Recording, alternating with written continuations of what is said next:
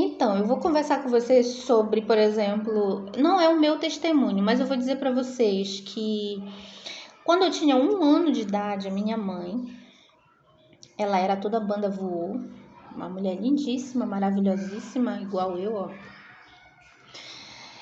Brincadeira, mas ela era lindíssima. Não sei o que aconteceu naquela época lá com ela. Eu sei que ela me deu para uma senhora que era da Umbanda, que era uma senhora extremamente boa, criou muitos filhos, com muita luta, muito sacrifício, criou e só criou gente boa, né? Porque uma se tornou médica, o outro se tornou piloto de avião.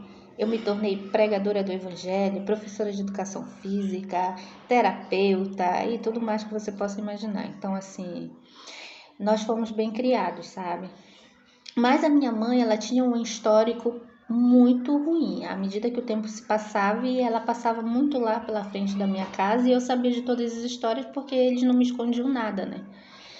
Então ela matou muita gente, puxou cadeia várias vezes. E ela era uma pessoa traiçoeira, que se ela desconfiasse de ti por alguma coisa, imagine um demônio falando na mente dela que tu fez alguma coisa contra ela. Ela esperava tu virar assim, passava faca em ti. Então, assim, no final da vida ela já andava nua na rua e se prostituía com mendigo. Ou seja, ela tinha um batismo sexual, né? E esse batismo, ele é hereditário. Então, para mim estar aqui hoje pregando o evangelho e falando de Deus, eu tive que vencer muita coisa. Tive muita coisa ao longo dos anos que eu não entendia por quê. As discriminações que eu passava na infância, as humilhações, eu sempre estava sozinha. Até depois que eu aceitei Jesus, eu era humilhada, né? Nunca conseguia ter amigos dentro da igreja, amigos verdadeiros, como eu via pessoas tendo, né? Eu sempre empurrava com a barriga, eu sempre estava ali no meio de outros, mas Deus foi cuidando de mim, foi me tratando. Me casei, passando aquelas lutas, aquelas batalhas no casamento, né? Aquela falta de amor, parecia que eu estava sozinha no mundo, que eu não era de ninguém, não pertencia a ninguém.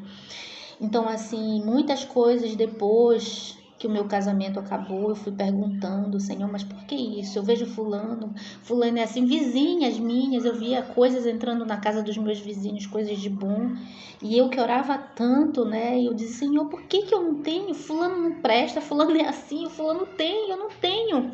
Por quê? Então eu fui indagando com Deus e o Senhor, ele foi me respondendo, usando pessoas para me responder. E aí eu comecei a mergulhar em Deus, mergulhar no mistério. E aí naquele mistério, quando eu comecei a vigiliar, que eu conhecia a vigília, né? Porque eu era de uma igreja antes, que eu não, de um templo, eu congregava num templo que a gente não conhecia a vigília do jeito que eu conheço hoje, né? Era a vigília, aquela vigília calma, né? Hoje eu conheço vigílias que tem corinhos de fogo, então eu fui pro fogo. Primeira vez que eu fui, uma amiga me levou. Eu vou encerrar esse vídeo e continuar esse assunto, tá?